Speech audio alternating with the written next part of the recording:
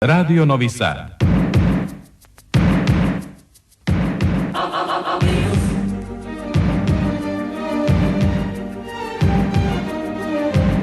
Spektar.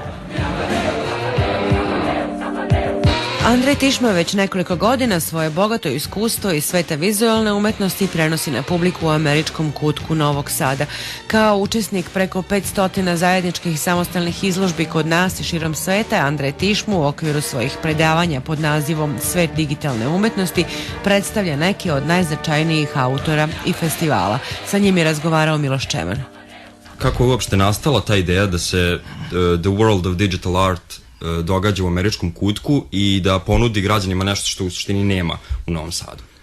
Zapravo je to počelo sve u Kulturnom centru Novog Sada, koji je i nosilac tog programa i organizacije. Američki kutak prostor pripada Kulturnom centru, tako da sam ja u stvari 2011. sam počeo s tim ciklusom. Tada sam radio u prostoru Kulturnog centra na drugom spratu Tribina mladih i 2 godine sam tamo radio. Međutim, u američkom kutku imam mnogo bolje tehničke uslove, tako da smo iz iskustva vidjeli da je bolje da tamo pređem i tako da sad to radim već 6 godina i jeste redovnih programa bez prekida, svakog meseca 2 predavanja, prezentacije i tako to ide više od 6 godina. Uradio sam preko 150 programa do sada i to neke sam posvetio pojedinačnim autorima, poneke festivalima i onda sam birao najbolje autore sa festivala, po 5-6 recimo autora, radova. Tako da sam prezentovao, računam, oko 400 pojedinačnih umetnika i njihovih radova i oko 20 festivala.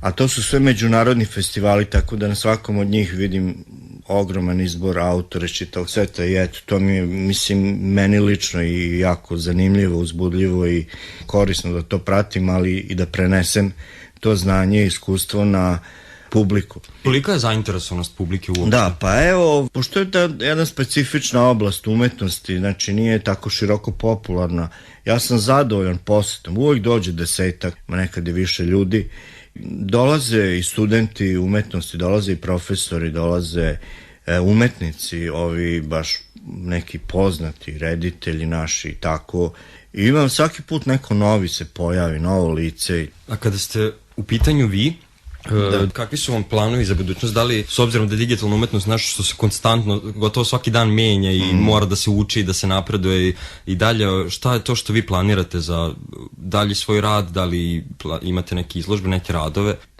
Ja radim sad najviše na internetu. Znači, internet je moje polje delovanja i svoje radove, video radove, prilagođavam tom mediju i publici i to su vrlo kratki radovi od minut, 2, 3 i vrlo efektni, nešto u stilu tih reklama ili tako. Ono što savremeni čovjek može lako da primi, da stvari.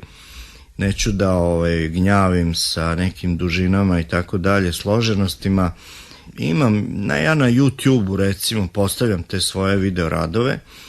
Imam tamo preko 100 videa, ali tu su i dokumentacije recimo mojih performansa. Naime, sada u poslednje vreme sam digitalizovao neke VHS kasete sa dokumentacijom mojih nastupa, performansa, oko 70 performansa sam izveo i to je stajalo na VHS-u, ja to ne mogu ni da gledam, niti to može da se na internet stavi. Onda sam digitalizovao i sad polako postavljam, montiram stavljam naslovnu stranu, kad je održan, gde naslov i to, i onda tako opremim, znači početak, kraj, i onda ga postavim na YouTube i takođe Facebook jako koristim, on mi je jako dobar za svakodnevnu komunikaciju, ali na YouTube-u kad nešto stoji, ne znači da će neko to da poseti tu stranicu, nego morate stalno da šaljete informaciju da je nešto postavljeno.